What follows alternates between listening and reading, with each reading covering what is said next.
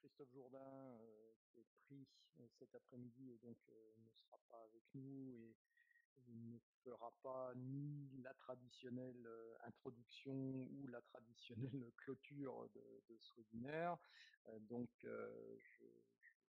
Sans vouloir le remplacer, simplement attirer votre attention sur peut-être des messages, des mails qu'il a adressés ces derniers jours concernant donc d'autres activités, d'autres animations qui vont avoir lieu soit la semaine prochaine, soit dans les semaines à venir. Donc vous avez dû voir passer, j'imagine, soit vous directement, soit peut-être vos collègues qui en sont destinataires. Donc n'hésitez pas à vous rendre sur le site de Communautique pour voir effectivement que la semaine prochaine, on a le démarrage en fait d'un groupe de travail sur les évaluations, évaluation et positionnement, ça s'appelle ce groupe, donc un groupe qui déroulera sur plusieurs semaines. Et puis un atelier également sur comment emmener son équipe dans la multimodalité. Atelier que j'aurai le plaisir d'animer mardi prochain, un mardi après-midi. Voilà, un autre groupe de travail qui démarrera un petit peu plus tard, celui-ci, sur numérique et handicap. Et puis, voilà, d'autres animations, d'autres petites choses aussi qui vont venir se greffer tout au long de ces semaines. Un programme assez chargé jusqu'à la fin de l'année, chargé dans le bon sens, un programme riche, plein de sujets différents et sous des formes également différentes, donc des ateliers, des webinars. Donc il y aura un webinar au mois de mai sur choisir son LMS pour organiser des MOOC, notamment. Donc j'aurai le plaisir d'animer, donc en présence de Loïc Tournedouet de l'AFPA, qui a piloté le MOOC cuisine de l'AFPA, et puis donc Noria Larose qui avec moi a coproduit le guide choisir son LMS pour les MOOC, donc qui a été publié au mois de janvier.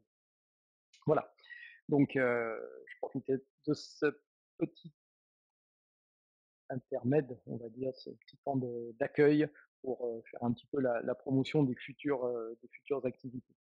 Écoutez, je vous propose, puisqu'il est 13h04, de démarrer. Je vous remercie à toutes et à tous pour votre ponctualité, parce que la majorité des personnes sont là. Donc nous accueillons aujourd'hui Laurent Carlier, que je vais c'est juste après se présenter plus largement. Donc moi-même, pour certains, vous m'avez peut-être déjà croisé, puisque ça fait maintenant quelques mois que j'interviens dans le cadre des animations de Communautique. Donc je dirige moi donc la société Stratis et j'interviendrai aujourd'hui à deux titres. D'une part, bien sûr, pour animer ce webinaire, mais également pour vous faire part d'un retour d'expérience, vous parler d'un dispositif de déploiement de tablettes qui a été mis en place dans les CFA d'Île-de-France. On commencera par ça juste après. Donc Laurent, qui depuis de nombreuses années déjà s'intéresse et travaille avec beaucoup d'établissements dans l'utilisation des tablettes. Et donc je vais lui laisser la parole pour bien sûr pouvoir se présenter, que vous le connaissiez plus largement. À toi Laurent. Bonjour à tous, merci d'être avec nous, surtout à l'heure de midi. Donc, je me présente Laurent Carlier, moi je suis conseiller pédagogique numérique pour Innovatich. Innovatich, donc c'est le nom de la structure que j'ai créée. Je mène aujourd'hui une activité de formation et d'accompagnement des enseignants et des organismes de formation sur le déploiement et l'intégration pédagogique des outils numériques, dont les tablettes qui constituent aujourd'hui mon cœur d'activité. Je remercie Jean-Luc Peuvrier de m'avoir invité à ce webinaire sur les usages des tablettes et je vous présenterai tout à l'heure quelques usages qui peuvent être pertinents dans le cadre de vos pratiques. Voilà Jean-Luc. Ok, merci Laurent. Alors, cette ce webinaire se déroulera, si vous voulez, en 3 temps, un petit peu, hein, dans le premier où je vais, moi, vous faire un retour sur, sur ce qu'est actuellement donc cette expérimentation en région Île-de-France, du déploiement de 7 000 tablettes. Euh, je- on- J'aborderai plutôt la dimension ingénierie du projet à travers cet exemple-là. Bien évidemment, vous avez l'habitude, le chat est là pour accueillir toutes vos réflexions et vos questions au fil, on va dire, des présentations. Et puis, nous consacrerons un bon quart d'heure à la fin aux questions-réponses, où là, vous aurez bien sûr toute l'attitude de prendre la parole directement avec le micro si vous le souhaitez. Nous nous répondrons également à ce moment-là à tout ce qui aura pu être mis dans le chat. Juste après moi, donc Laurent reviendra sur d'autres expériences et sur une autre approche, et en ayant une, une, une démarche un petit peu plus vers les outils et les usages. Et bien évidemment, on regroupera tout ça, on fera une synthèse de tout ça avec vous, avec vos questions et avec aussi vos réflexions et vos propres expériences, j'imagine, parce que vous avez, j'en doute pas, aussi vos propres expériences d'utilisation des tablettes ou peut-être simplement des interrogations sur l'usage de ces tablettes.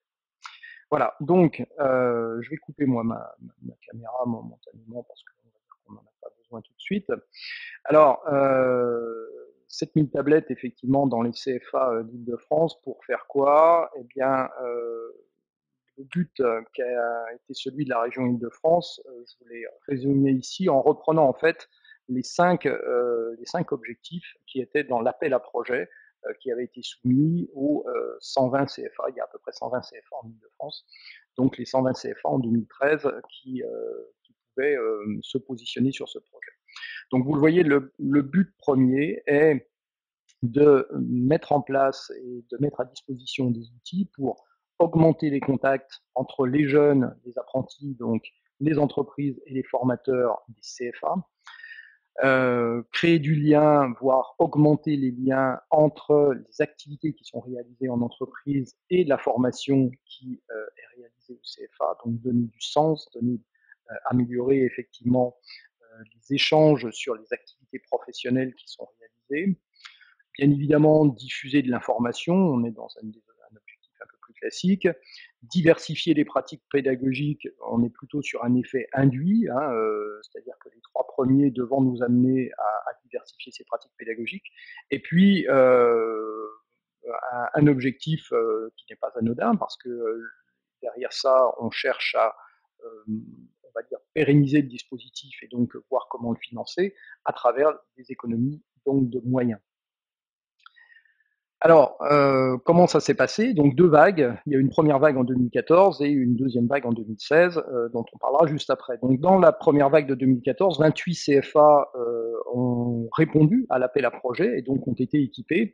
Et ce sont au total 4 400 tablettes dans cette première phase qui ont été distribuées donc aux apprentis de tout niveau. On a des CFA du niveau 5 au niveau 1 qui ont participé au projet, hein, donc pour parler de diplômes de CAP, des premières années de CAP qui ont été dotés, ou des deuxièmes années de master de l'enseignement supérieur. Parallèlement à ce déploiement, le conseil régional avait lancé un projet autour donc d'un site internet et d'une application qui s'appelle Film ton job, et pour on va dire faire vivre ces deux supports, hein, un concours consistant à filmer des situations professionnelles dans lesquelles on pouvait être amené à faire une erreur, et ensuite expliquer quelle était l'erreur qui avait été commise et filmer une deuxième séquence avec la bonne pratique de façon à pouvoir aller d'une phase de démonstration, de pédagogie de l'erreur, vers comment est-ce qu'il faut procéder pour réaliser tel ou tel bon geste professionnel. Voilà, donc c'est la seule application qui avait été associée aux tablettes et donc à leur première diffusion. Il y a eu un engagement très fort de la collectivité, hein, surtout sur le plan, on va dire, institutionnel, politique, avec intervention du vice-président, intervention du président de région de l'époque, hein, bien sûr Jean-Paul Huchon, puisque en Ile-de-France ça a changé de majorité. Remise des diplômes en grande pompe, y compris au salon de l'éducation depuis les 2 dernières années, où il y a une grande manifestation qui est organisée en parallèle effectivement du salon de l'éducation à Paris pour la remise des trophées de Film Ton Job notamment. Les CFA se sont plutôt pas mal mobilisés autour de Film Ton Job, même si vous le voyez, quand je dis qu'il y a eu plusieurs centaines de vidéos qui ont été postées, bah, bien sûr, il faut les rapporter aux 4400 tablettes. Donc ça veut dire que on a environ 20% des jeunes qui ont publié des vidéos. Donc on est comme c'est pas mal en nombre, mais en pourcentage, on aurait pu nettement faire mieux. Dans des domaines très variés, hein, vous voyez ici dans le domaine une vidéo qui avait été faite dans le domaine de la comptabilité ou du management. Ici, CAP à droite, CAP petite enfance. Là, vous aurez reconnu bien évidemment le côté restauration, hôtellerie-restauration. Donc, des domaines très variés qui se sont impliqués, y compris dans des métiers où il était un petit peu plus compliqué, des métiers d'accueil, des métiers comme pour le management ici, où il n'était pas forcément simple de réaliser des vidéos. Et puis CAP petit enfant, bien évidemment, on ne peut pas mettre les enfants en situation, on ne peut pas les filmer. Donc il a fallu là aussi imaginer des subterfuges. Donc ça a été aussi une première approche de qu'est-ce que c'est que faire des vidéos avec des apprenants, avec comment est-ce qu'on manie l'image, qu'est-ce qu'on peut faire. Et cette notion de droit à l'image, c'était quelque chose d'un petit peu nouveau pour un certain nombre, à la fois d'apprentis, mais également de formateurs. Alors, après quelques semaines, on a fait quand même les premiers constats. Bien que d'une part, il y avait assez peu de projets qui avaient été formalisés au niveau des CFA, c'est-à-dire qu'on avait répondu à l'appel à projet, mais quelque part, on ne savait pas trop comment on allait intégrer ces tablettes. Il n'y avait pas eu véritablement de concertation avec les formateurs, c'était plutôt des projets de direction. Et puis, bien évidemment, mais là, bon, je dirais c'est le lot de toute organisation, au sein de ces CFA, des niveaux de pratique numérique très hétérogènes, assez faibles dans un bon nombre de cas. On a une utilisation du numérique qui est assez faible dans les CFA aujourd'hui. Une culture du numérique qui, là aussi, dépend complètement des individus. À quelques exceptions près, hein, parce qu'il y a aussi des établissements qui ont une vraie stratégie numérique, mais quand ce n'est pas le cas, ça dépend totalement des formateurs eux-mêmes. Et puis on a identifié rapidement, au-delà des freins culturels, quelques premiers freins techniques autour des tablettes, c'est-à-dire que on a beau être en région Île-de-France, c'est pas pour autant qu'on n'a pas des zones blanches, même si les tablettes étaient équipées de puces 3G, ça permettait pas forcément de se connecter à Internet tout le temps. Et à l'intérieur des établissements, le Wi-Fi, bien évidemment, n'avait pas été dimensionné, voire même anticipé pour permettre une connexion Internet de qualité dans toutes les salles d'un même établissement. Voilà, donc là aussi une dimension projet qui avait été un peu sur le plan l'architecture qui avait été un petit peu occultée.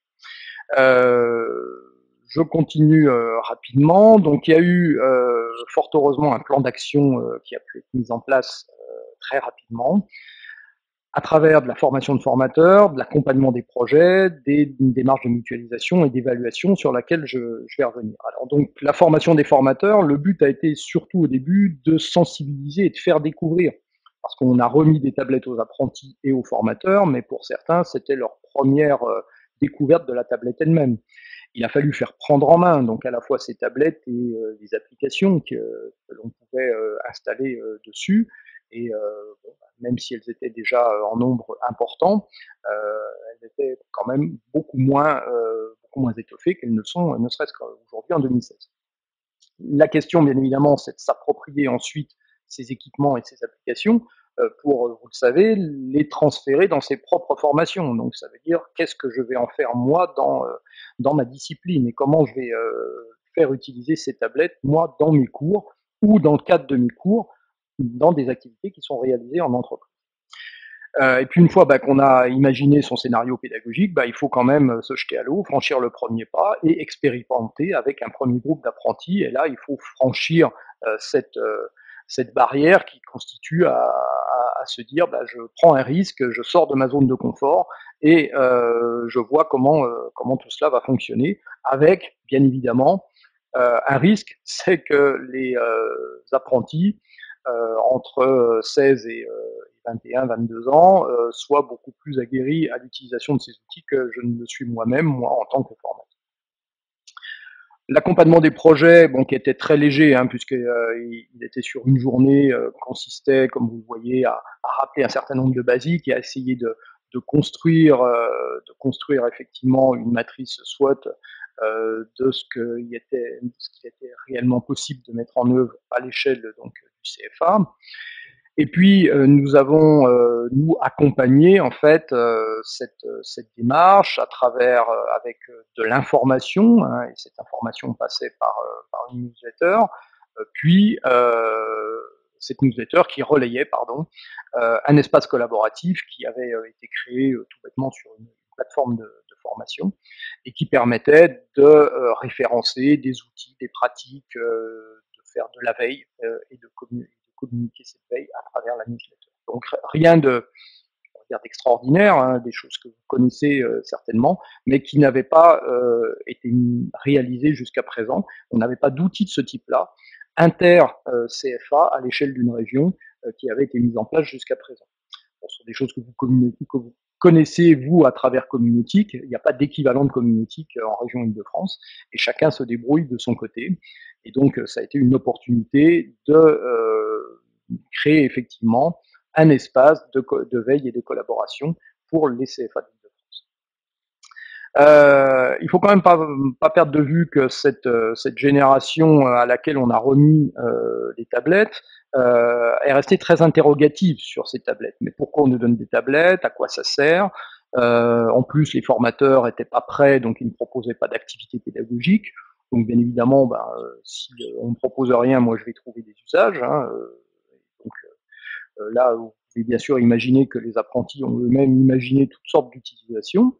Et puis il y a aussi le fait que pas mal, plus on va aller vers de l'enseignement supérieur, à partir des dernières années de bac pro et BTS, on va trouver des jeunes qui sont eux-mêmes équipés d'ordinateurs portables, de tablettes. Et donc pourquoi me donner une tablette alors que j'en ai déjà une, ou alors que j'ai un smartphone qui est plus puissant et qui me permet de faire plus de choses et que je connais mieux que la tablette qu'on me propose, qui n'était pas la tablette la plus haut de gamme possible, bien évidemment, les moyens de la région me permettaient.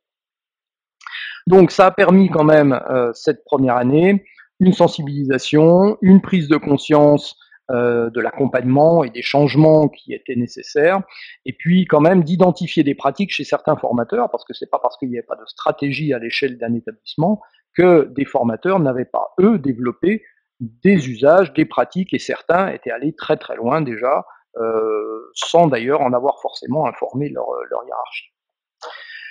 Alors, deuxième vague de diffusion, de distribution, on va dire, de ces tablettes en 2016. Un nouvel appel à projet, 27 CFA cette fois se sont positionnés, dont 10 de la vague précédente. Donc tous n'ont pas renouvelé l'expérience, mais 10 sur 28. Et ce sont 3000 tablettes qui ont été remises à nouveau aux apprentis. À côté de ça, une évaluation, parce que fort heureusement, il est quand même bienvenu d'évaluer les dispositifs publics et d'évaluer l'impact. Et malgré nous les remontées que l'on a pu faire, donc il y a donc une étude qui est en cours, dont les résultats seront communiqués en mois de juin. Une étude faite par un cabinet d'études sociologiques qui est réalisée sur l'impact aussi bien auprès des apprentis, des entreprises que des CFA de ces tablettes.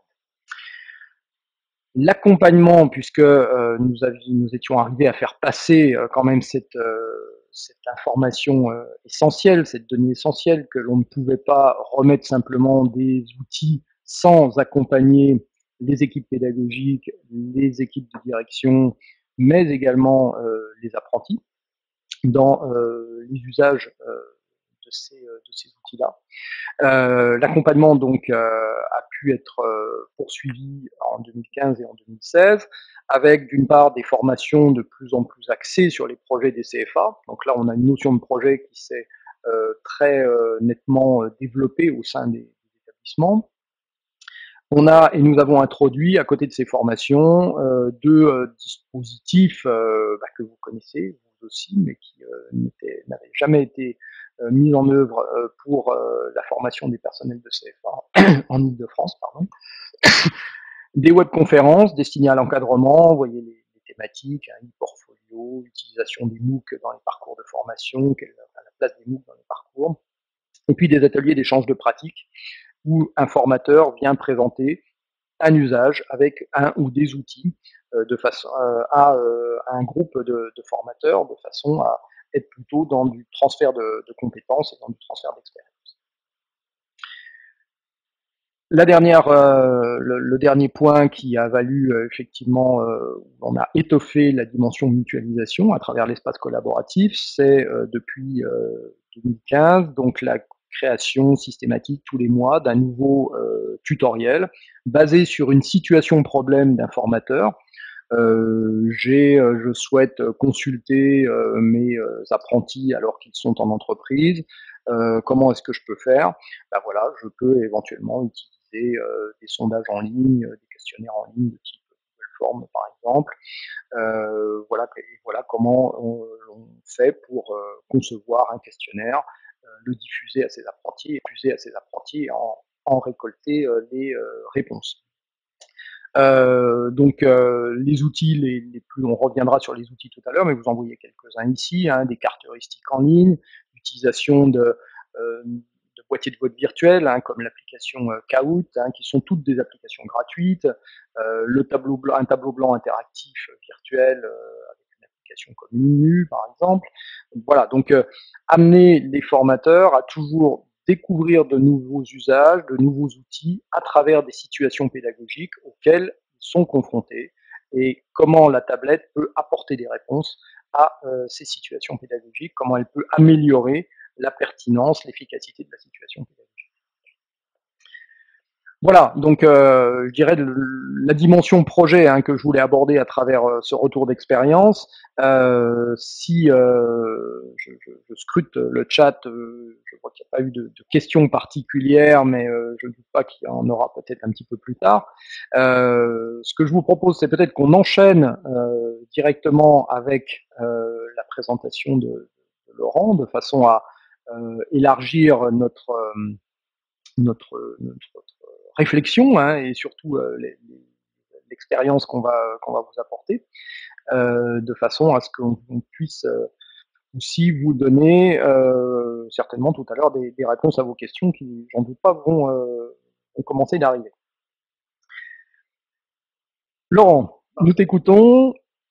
De ton côté, toi, une longue expérience aussi d'accompagnement d'équipes pédagogiques. Peut-être nous dire, moi j'ai parlé spécifiquement là de ce que j'ai fait hein, dans le domaine des CFA. Peut-être nous dire déjà, toi, quel est, on va dire, ton champ de bataille, si je peux m'exprimer ainsi. Comment est-ce que tu interviens dans quel type d'établissement, quel type de structure aujourd'hui tu interviens? Voilà, donc moi je reprends. Merci hein, Jean-Luc hein, pour cette présentation sur les CFA. Donc moi je reprends la suite et vais axer sur mon expérience d'accompagnement des enseignants sur l'intégration pédagogique des tablettes. Alors des enseignants du premier degré et du second degré, mais aussi dans le supérieur, voire dans la formation privée. Je commencerai par un focus général sur les tablettes, avec une première question qui pourrait être pourquoi s'intéresser aux tablettes en formation? Alors la première réponse que je pourrais donner, c'est donc aujourd'hui la société change. Le numérique apporte un nouveau paradigme culturel et social. On ne communique plus de la même façon. Vous avez un petit exemple sur la photo qui est présente sur la diapositive. Les derniers chiffres nous disent que 76% des 12-17 ans disposent d'un équipement nomade, donc équipement nomade smartphone, tablette. Les chiffres nous disent aussi que la part d'équipement en ordinateur, hein, en PC, continue sa baisse drastique depuis 2014 au profit des technologies mobiles. Donc tout ça, ce sont des données qu'il faut prendre en compte. La deuxième réponse, c'est les habitudes professionnelles se transforment. Alors je vous ai fait un petit nuage avec les mots que l'on entend régulièrement sur les différents médias. On parle de plus en plus aujourd'hui de contenu ou ressources dématérialisées par le cloud, le nuage en français. On parle de transformation, on parle aussi de digitalisation de la formation, on parle aussi de BIOD, le BIOD étant l'acronyme signifiant apporter vos appareils personnels. On parle aussi d'application, mais aussi de mobilité. Et donc, par rapport à cela, que fait-on? Alors, effectivement, on a deux tendances. Soit on joue à l'autruche en feignant de ne rien voir, rien entendre sur ces changements, ou alors on peut transférer des contenus e-learning ou exerciceurs pour des activités somme toute passives qui ne prennent malheureusement pas en compte le potentiel de la tablette. Donc moi, plutôt que de considérer ces tendances-là, ma question serait plus pourquoi se priver du plein potentiel de la tablette quand elle peut servir à produire du contenu audio et vidéo, à réaliser des présentations enrichies, à collaborer et mutualiser ses connaissances. Car ce qu'il faut comprendre, c'est que une tablette regroupe dans un même interface plusieurs outils. Il peut faire fonction d'appareil photo-vidéo, de boîtier de vote, de lecteurs enregistreurs audio-vidéo, de visualiseurs, de tableaux blancs interactifs et même de cahiers de liaison. Vous voyez en bas à droite et dont je parlerai tout à l'heure. Alors, c'est vrai qu'avec ce même outil, ça ouvre un champ des possibles assez vaste pour filmer, se filmer, enregistrer, s'enregistrer, annoter des ressources, créer une capsule vidéo, évaluer, voire même vidéo projeter l'écran de sa tablette sur un autre écran. Donc tout ça, c'est particulièrement intéressant. Un autre point qu'il faut avoir en tête, c'est au niveau des avantages. Donc là, je vais vous présenter une série d'avantages qui ont été pointés notamment par les études universitaires de Monsieur Thierry Carsanti et Aurélien Fievez de l'Université de Montréal, qui ont fait une étude assez poussée au Québec sur l'utilisation des tablettes dans le niveau scolaire et pointent une série d'avantages. Alors, je ne les ai pas tous listés ici, mais on pourrait dire varier les stratégies d'enseignement. Un, ressources qui peuvent être de tout type, hein, texte, audio, vidéo, photo, mais aussi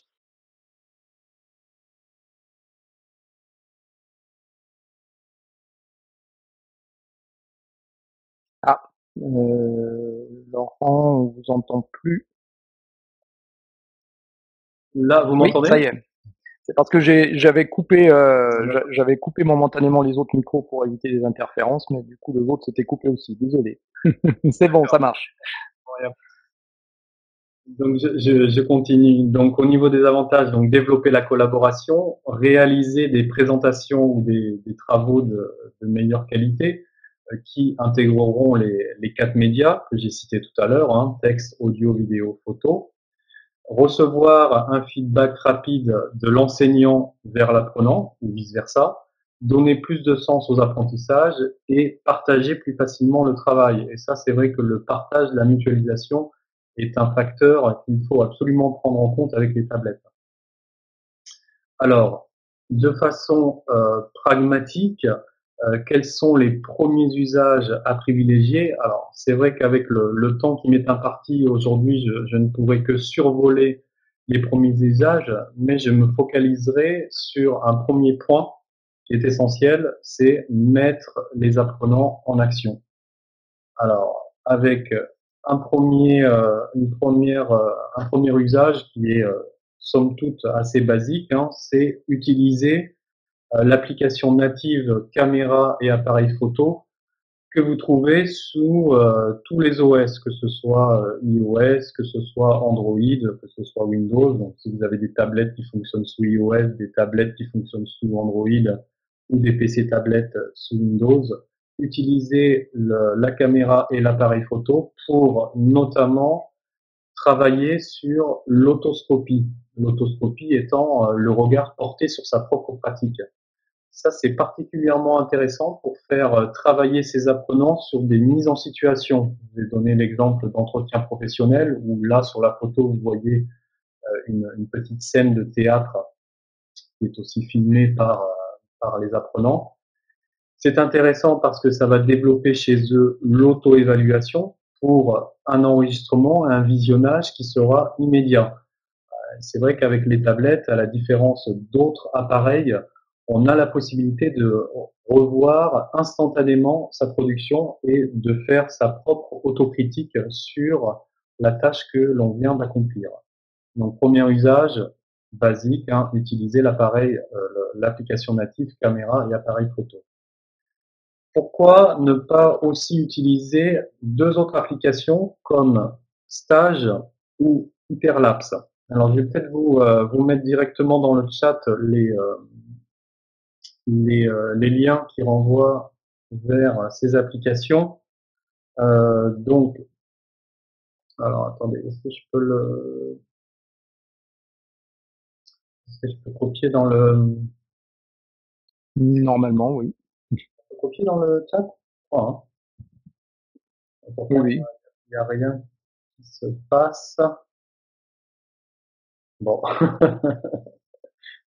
Bon, bah, c'est pas grave. Je donnerai les liens à Jean-Luc tout Ah, à l'heure et puis on vous transmettra les différents liens parce qu'apparemment là il y a un souci sur l'option coller. ah, Donc l'application Stage qui est l'application bleutée que vous voyez, c'est une application qui va vous permettre de commenter et annoter facilement un objet, une copie, voire une peinture. Alors je vous ai mis une photo à droite pour réaliser sous un format système D et de façon très facile un visualiseur. Donc, vous voyez, vous fabriquez ça en tuyau PVC, vous clipsez votre tablette sur ce dispositif et en dessous, vous mettez soit une copie, soit un objet et vous allez pouvoir l'annoter euh, et enregistrer également le son de votre voix et l'ensemble de vos annotations.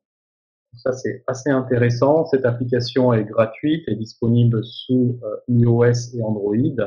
L'autre application qui s'appelle Hyperlapse, donc c'est le petit cercle coloré que vous avez, qui est disponible aussi sous Android et iOS, va vous permettre de créer des vidéos en mode accéléré. Alors, les vidéos en mode accéléré vont vous permettre de résumer en une vidéo de quelques minutes un processus long qui sera réalisé par un apprenant. Ça pourrait être par exemple une recette de cuisine ou alors une expérience de chimie qui peut durer plus d'une heure et qui sera là résumée en une vidéo de quelques minutes. Donc là aussi, des applications intéressantes pour engager les apprenants dans des pratiques créatives et collaboratives. Troisième usage, pourquoi ne pas privilégier tout simplement les QR codes? Alors les QR codes, vous les connaissez, hein, vous envoyez partout en ville ou dans les magasins. C'est ce pictogramme qui renvoie vers une information numérisée. Moi, les QR codes, ça va m'intéresser en formation pour transmettre rapidement à mes apprenants soit des consignes audio-vidéo, soit des tutoriels, soit des évaluations, soit des documents de synthèse qui pourront être accessibles en tout temps et en tout lieu. Là, je vous ai mis l'exemple d'un QR code qui est placé à l'entrée de la salle de classe et qui va permettre à l'apprenant d'accéder à des ressources, que ce soit des ressources calendrier ou des ressources sur l'activité qu'il va faire dans cette salle de classe. Donc deux outils très simples pour réaliser des QR codes. On va passer par le site qui s'appelle goqr.me qui va vous permettre de créer gratuitement des QR codes. Et puis l'application Enigma qui est disponible sous iOS et Android gratuitement qui va vous permettre de lire ces QR codes. Enfin, pourquoi ne pas demander à ces apprenants de réaliser des capsules vidéo pour faire la synthèse de leur acquis? C'est particulièrement intéressant car la capsule vidéo permet de toucher la mémoire visuelle mais aussi la mémoire auditive. et pousse les apprenants à avoir une réflexion sur leur propre apprentissage. Cette capsule vidéo peut aussi servir, comme je le mets dans le petit descriptif à gauche, peut aussi servir à l'enseignant qui souhaite développer la pédagogie inversée. Donc là, on passe par une application qui s'appelle Educreation, application gratuite, qui elle n'est disponible que sous iOS et qui propose un tableau blanc qui va vous permettre, avec plusieurs fonctions, des fonctions d'annotation couleur, des fonctions d'import de photos, et vous allez l'apprenant, c'est pas vous, hein, c'est plutôt l'apprenant, va expliquer son cheminement, son processus avec ce tableau blanc, et tout ce qu'il va écrire, tout ce qu'il va dire sera enregistré et sera exporté au final avec un format vidéo en .mp4. Donc voilà, Edu Création. Deuxième focus, après mettre les apprenants en action, deuxième focus, différencier et garder le lien avec les apprenants. Et là, on va passer par une application et un logiciel qui est particulièrement intéressant, qui s'appelle OneNote. Donc OneNote, c'est une application et un logiciel qui fait partie de l'offre Office 365 et qui permet de créer et partager des cahiers de notes ou cahiers de liaison avec trois espaces distincts. Donc là, je vous ai mis une petite capture avec ces trois espaces. Le premier espace étant la bibliothèque de contenu, où l'enseignant va déposer ses ressources. Le deuxième espace étant l'espace de collaboration, où les apprenants vont réaliser des projets communs. Et le troisième espace étant les blocs-notes privés des apprenants. Alors la création est assez simple et permet de classer des contenus en intercalaire de couleurs. C'est ce que vous voyez dans la capture à droite. Et cette OneNote, moi ce qui m'intéresse sur OneNote, c'est que c'est accessible sur smartphone, tablette et tout OS, ce qui permet à l'enseignant de maintenir un suivi et une continuité dans les apprentissages. Donc tout à l'heure, dans le cas des CFA, ça peut être intéressant pour le formateur. Il va, avec cette application OneNote, il va envoyer des ressources, il va collecter éventuellement les productions de ses stagiaires via cette plateforme, et tout ça se sera synchronisé en ligne sur tous les appareils. Donc, si l'apprenti n'a qu'un smartphone, il pourra se connecter sur le OneNote via son smartphone et accéder à toutes les ressources du formateur. Et de même, il pourra s'enregistrer, il pourra donner une explication, par exemple vidéo ou audio, de la tâche qu'il aura réalisée dans la journée et la poster directement sur le OneNote via son smartphone. Donc ça aussi, à mon avis, c'est un outil qui peut être particulièrement intéressant. Troisième question, donc comment intègre-t-on les tablettes en formation? C'est une question essentielle. Alors je dirais que d'abord, il faut comprendre que ce n'est pas automatique. Alors Jean-Luc l'a souligné tout à l'heure, il y a beaucoup de stéréotypes qui courent à l'heure actuelle sur les tablettes, et il faut bien comprendre que savoir se servir d'une tablette à titre personnel, c'est totalement différent de savoir l'utiliser en classe avec ses apprenants. Donc là aussi, le volet formation, c'est là que le volet formation est important. Alors, je pourrais vous parler des modèles d'intégration du numérique qui définissent clairement les étapes. Par exemple, celui de Ruben Fuentedura, qui s'appelle le SAMR, qui présente une méthode de progression en 4 étapes. Donc, substitution, augmentation, modification, redéfinition. La substitution et l'augmentation pointant sur la notion simplement d'efficacité du numérique, et la modification et la redéfinition pointant plutôt sur l'innovation et les nouvelles pratiques. Je pourrais aussi vous parler d'un deuxième modèle, celui de Thierry Carsanti, que j'ai cité tout à l'heure, qui s'appelle le modèle ASPID, qui reprend en gros les 4 étapes du SAMR vu précédemment, et qui rajoute aussi les réticences probables des enseignants suivant leur niveau d'accompagnement. Tous ces modèles sont particulièrement intéressants. Malheureusement, aujourd'hui, le temps m'est compté, Mais si vous souhaitez en savoir plus sur ces deux modèles, n'hésitez pas à me contacter après le webinaire. Deuxième point, les quatre petits conseils pratiques, hein, donc les quatre erreurs à ne pas commettre. Alors la première erreur, c'est se focaliser sur des applications à contenu spécifique. Comme je l'ai dit tout à l'heure, il vaut mieux se tourner vers des applications de création qui rendent l'apprenant actif de son apprentissage. Deuxième erreur, faire l'impasse sur les changements de gestion de classe.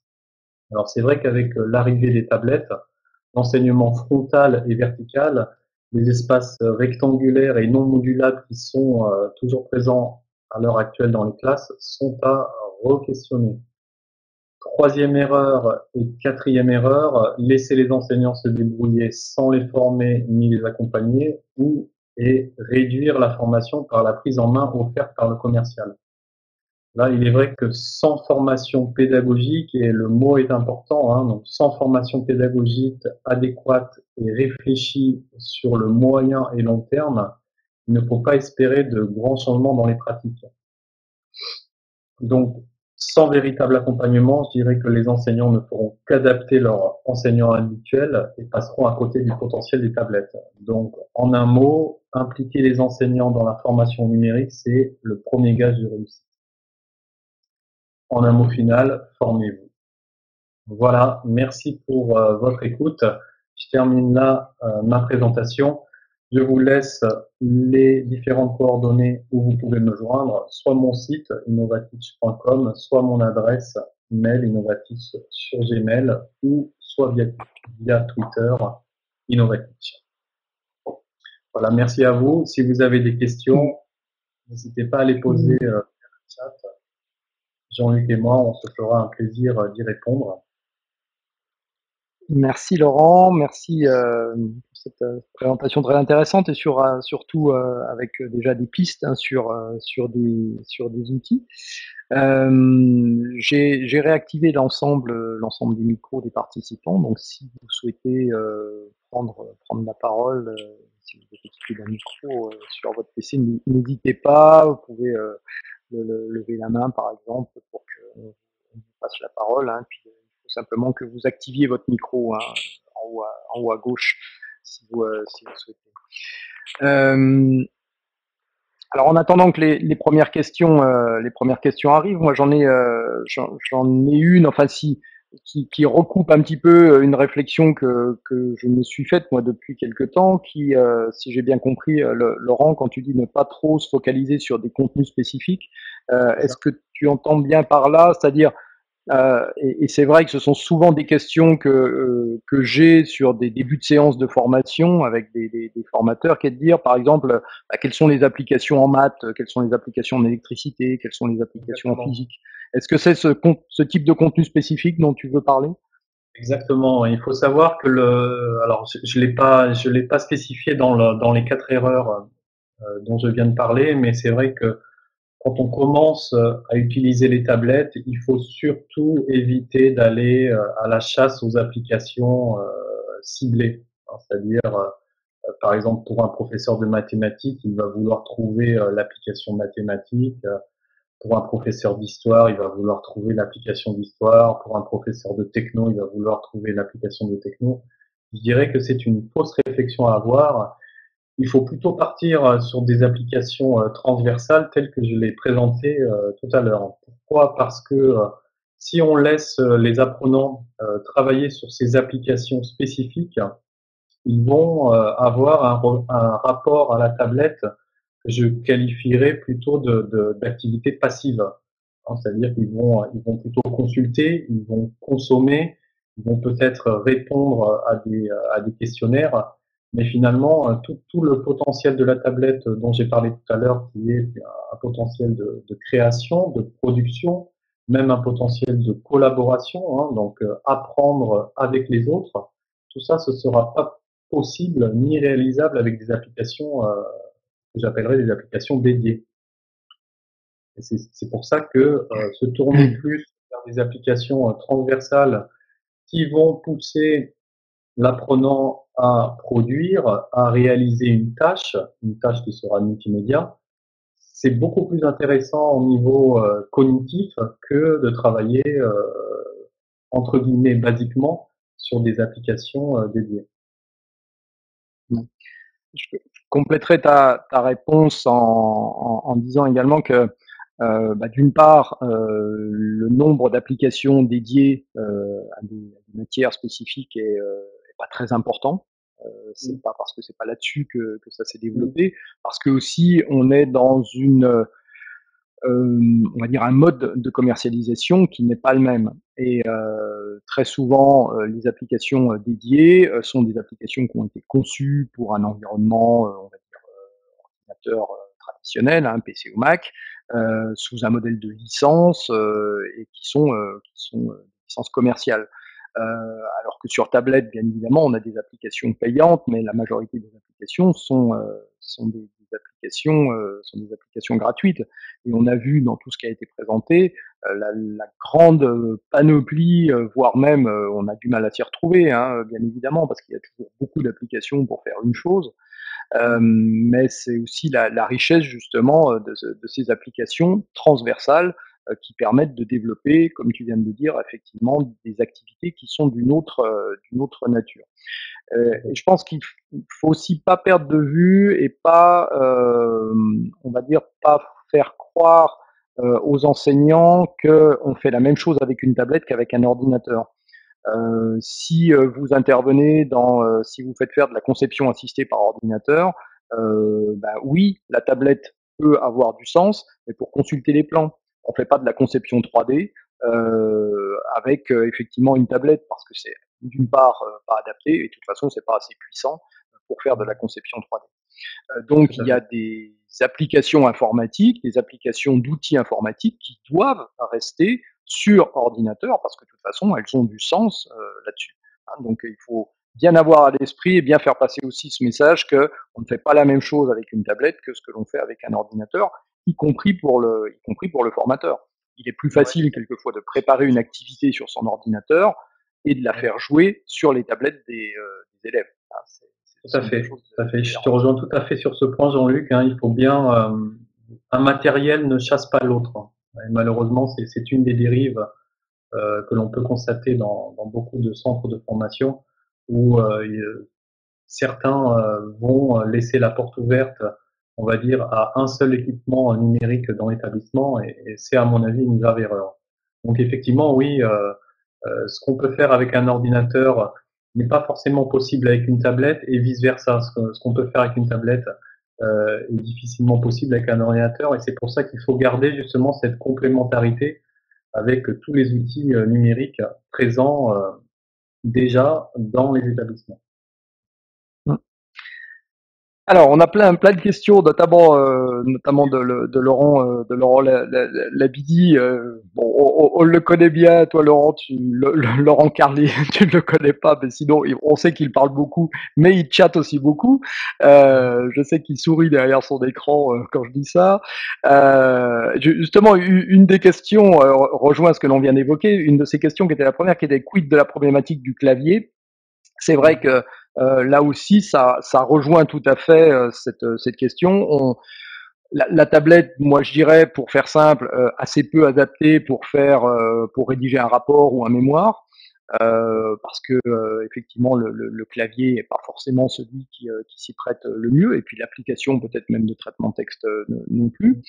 Bien sûr, la plupart des tablettes aujourd'hui acceptent d'avoir un clavier complémentaire, mais faut savoir que ça a un coût, que ça prend de l'autonomie sur la batterie si on utilise la batterie de la tablette. Donc ça reprend une question qui arrive un petit peu plus loin. C'est effectivement quelle autonomie sur les tablettes.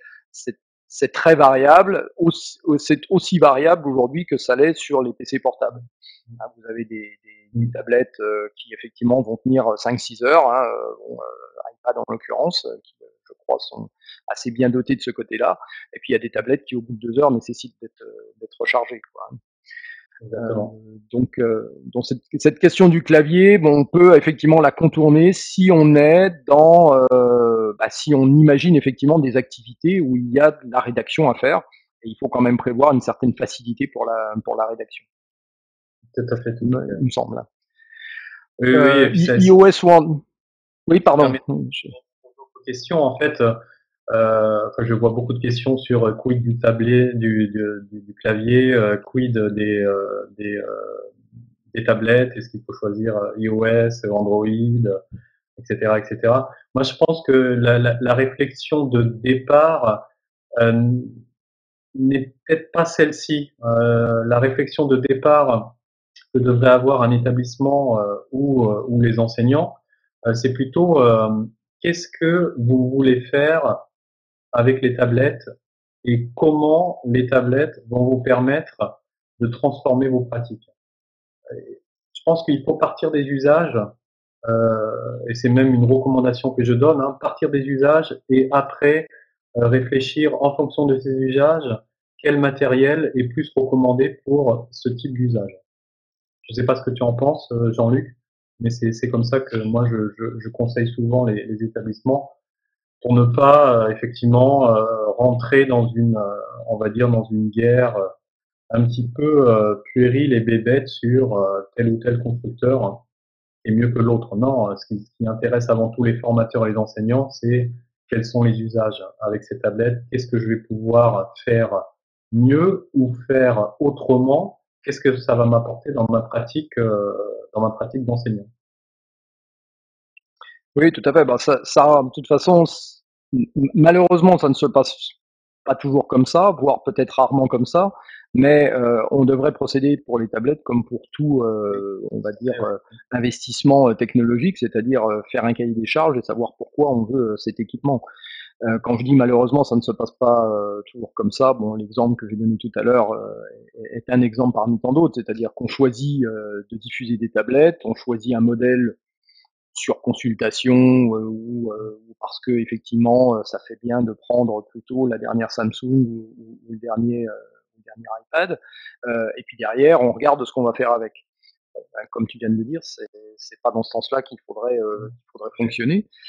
Malheureusement, les formateurs, les enseignants sont souvent obligés d'imaginer des usages avec les équipements qui ont été décidés par d'autres. Mais voilà. Après, il faut être pragmatique et trouver aussi. On n'est pas obligé d'avoir le dernier cri et la tablette la plus performante pour arriver à développer des activités intéressantes. Hein, je sais que moi, j'ai parlé tout à l'heure de Film ton job. Tout de suite, les premières remarques étaient de dire bon, c'était des tablettes Arcos qui avaient un capteur vidéo qui n'était pas de grande qualité. Ils disaient, oui, on fait pas des vidéos de bonne qualité, donc c'est décevant. On fait mieux avec nos smartphones. Oui, très certainement, mais je dirais l'activité pédagogique qu'on peut imaginer, elle sera toujours valable, même si effectivement la définition de la vidéo, la définition de la photo est pas parfaite. Tout à fait. Sur la question effectivement des recharges, hein, il y a des solutions. Hein, on peut imaginer effectivement des racks. Hein, Oui, tout à il y fait, a, ouais. il y a des racks qui permettent de recharger les tablettes. Il y a des solutions de ce type-là, hein, parce qu'il faut penser à cet aspect technique. Hein. Il y a des normes de sécurité qui permettent pas, vous le savez, hein, de mettre des rallonges les unes au bout des autres pour recharger les tablettes tout au long de la journée. Bien sûr, ouais, les mallettes de recharge et surtout des mallettes de synchronisation aussi. C'est mieux. Oui, Si la mallette permet de charger mais aussi de synchroniser les applications et les documents qui sont déposés via les applications, c'est mieux. Sur la gestion des oui, applications et le paramétrage, ça se fait. Alors c'est la question de Laurent Labidi. Ça se fait via ce qu'on appelle les MDM, qui est donc l'acronyme pour le Mobile Device Management. Donc c'est un logiciel qui va permettre de gérer les flottes de tablettes. Donc là aussi, il y en a à profusion sur le marché. Tout dépend de votre configuration, tout dépend du constructeur. Enfin bon, il y a un certain nombre de paramètres à prendre en compte. Toujours Laurent qui me demande un enseignant dédié. Oui, je dis oui, oui, c'est même pas un enseignant, c'est plutôt un coordinateur pédagogique, hein, donc quelqu'un qui va être chargé de recueillir les impressions et les différents usages qui sont faits sur le terrain et qui va être, on va dire, qui va être force de frappe entre guillemets pour promouvoir les usages et les changements dans la gestion de classe, et il va être aussi l'interlocuteur avec la partie technique. Et ça, c'est important de prendre ça en compte quand il y a un déploiement de tablette. Il faut toujours qu'il y ait un référent pédagogique et un référent technique qui se parlent, ça c'est important, qui se parlent, qui s'entendent et qui fonctionnent de concert pour que l'intégration des tablettes se passe du mieux que possible. Donc oui, désigner absolument un coordinateur pédagogique et un coordinateur technique quand il y a une intégration des tablettes. Faut-il que alors ça c'est la question de Thomas. Faut-il que chacun ait sa propre tablette ou bien les apprenants peuvent partager? Alors j'en ai parlé un petit peu tout à l'heure dans ma présentation. Ça c'est le contexte du BYOD, hein, donc apporter vos appareils numériques.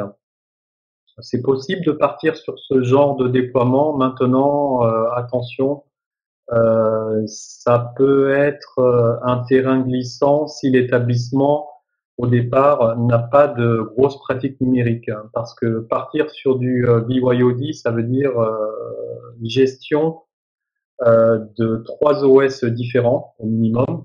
Hein, s'il y a de l'iPad, donc s'il y a de l'iOS, s'il y a de l'Android, s'il y a des PC tablettes, ça veut dire qu'il va falloir gérer ces 3 OS avec peut-être des usages et des applications qui sont peut-être pas présentes sur tous les stores. Donc ça peut poser problème et surtout peut-être aussi des MDM, hein, donc des Mobile Device Management, qui vont pas faire la même chose suivant les constructeurs. Donc là, attention, bien réfléchir avant de se lancer tête brèche sur des BYOD. Ouais, je te laisse la parole. Je dirais qu'il y a une piste, enfin, il peut y avoir une piste comme le font aujourd'hui d'ailleurs la plupart des grandes entreprises qui sont rentrées dans cette logique de BIOD, hein, qui est de mettre en place quand même un cahier des charges minimum, alors qui peut Bien être sûr. par exemple d'imposer un OS, de dire on veut que de l'iOS ou on veut que de l'Android, parce que derrière, il faut pas perdre de vue que d'ailleurs que ce soit pour des tablettes, des smartphones ou pour des ordinateurs, le BIOD, c'est la bête noire de la direction informatique, hein, Bien parce sûr. qu'on Voilà. retombe dans des problèmes de compatibilité qu'on croyait avoir écartés il y a quelques années, et qui effectivement peuvent s'avérer complexes à gérer sur le plan purement technique, hein. Et aussi, moi je le regarde aussi sur le plan de l'enseignant, du formateur lui-même. C'est-à-dire que déjà, il peut avoir une certaine difficulté à déployer une activité avec un niveau homogène de tablette, hein, tout son groupe d'élèves ayant la même tablette. Donc il y a déjà une première difficulté pour lui, hein, à s'approprier tout ça. Si en plus il se retrouve avec 15 modèles différents de tablettes, dont certaines qui ne seront peut-être pas suffisamment puissantes pour faire fonctionner l'application qu'on avait imaginé faire, ça va lui créer des difficultés supplémentaires quand même de développement de nouvelles activités. C'est vrai que ça a un côté très intéressant parce qu'on peut se dire, bah voilà, chacun va être responsable, va avoir son propre équipement et surtout va l'avoir en permanence avec lui. Il va le ramener chez lui, il va pouvoir continuer de travailler avec le même équipement. Mais il y a quand même des inconvénients qui sont plutôt des inconvénients d'ordre technique qu'il faut quand même pas négliger dans le déploiement du BIOD. Peut-être que la question, je reviens quand même sur la question de Thomas, je l'avais pas interprété de la même façon exactement. Moi, je l'avais plutôt vu dans le sens, est-ce que au sein d'une classe, est-ce qu'il faut que chacun ait sa propre tablette, c'est-à-dire une tablette, un élève, ou est-ce qu'on peut imaginer avoir quelques tablettes simplement au sein de la classe? Toi qui as travaillé sur des niveaux primaires, secondaires, tu as peut-être plus d'expérience là-dessus que moi. Même au niveau des organismes de formation privée, je privilégie toujours un déploiement, on va dire faible, un déploiement petit. Par exemple, on va dire trois ou quatre tablettes dans une classe, de façon à ce que les enseignants et les apprenants comprennent tout de suite la notion de pédagogie de projet. C'est ce que j'en parlais un petit peu tout à l'heure dans ma présentation. L'avantage d'une tablette, c'est pas d'être tout seul, le nez rivé sur son écran de tablette, mais c'est plutôt d'apprendre avec les autres, de coopérer de collaborer et de créer avec les autres. Et c'est là où c'est intéressant d'avoir un petit déploiement quand on est l'expérience après l'ensemble des formations que j'ai données me confirme la chose, c'est que quand on met une tablette pour, on va dire, trois apprenants, voire quatre apprenants, et qu'ils doivent réaliser avec ces tablettes une tâche finale, ils vont d'abord commencer le travail sur cette tâche avec des outils traditionnels qui sont le papier, crayon. Et la tablette, en fait, vient, on va dire, en fin de processus pour réaliser le produit final qui sera, comme je l'ai dit tout à l'heure, un produit multimédia. Donc oui, moi je conseille plutôt un déploiement, un petit déploiement, de façon à ce que l'ensemble des personnels, que ce soit la direction, l'enseignant et les apprenants et la partie technique, comprennent un petit peu tous les enjeux des tablettes. Partir sur du déploiement massif, le one-to-one, comme on appelle ça en anglais, hein, ou une tablette par élève, c'est problématique si l'établissement auparavant n'a pas de grosses pratiques numériques dans ses cursus. Voilà la réponse que D'accord. je. Ok, merci. Bien, bah écoutez, je vois que il est 14h, 14h03 minutes. Pas de nouvelles questions dans le chat. Dans ce cas, je vous propose que l'on clôture ce webinaire consacré donc à l'usage des tablettes en formation, de façon à rester dans notre créneau habituel et que chacun puisse retourner à ses occupations, puisque j'imagine que occupation il y a dans ce début d'après-midi. Merci, merci tout d'abord à Laurent Carlier donc d'avoir pu être avec nous et nous faire part de son retour d'expérience. Merci bien sûr à vous tous. Merci Annabelle de votre commentaire. Très heureux qu'on vous ait apporté de l'information utile et intéressante. Et puis, comme je l'ai évoqué en tout début de ce webinaire, je vous invite à nous retrouver ou à retrouver mes collègues ou d'autres intervenants dans les prochaines animations de Communautique. Oui, donc oui, Samuel pose la question. On va vous collecter, on va vous mettre effectivement. Voilà. Moi, je vous mettrai un lien. Alors, je vous mettrai un lien. Je vous l'enverrai par mail parce que je ne peux pas le déposer dans Communautique vers les petits tutoriels que j'ai montrés tout à l'heure. Bon, normalement, vous n'y avez pas véritablement accès parce que c'est plutôt pour la région Île-de-France. Moi, j'aime pas trop les choses qu'on enferme dans des frontières. Donc, vous pourrez consulter ces petits tutos, mais je vous les mettrai à part avec les liens de Laurent. Et puis donc, dès cette semaine, vous retrouverez par contre dans l'espace de Communautique à la fois l'enregistrement de ce webinaire et les deux diaporamas que l'on vous a présentés. Merci, je vous souhaite un bon après-midi et à très bientôt.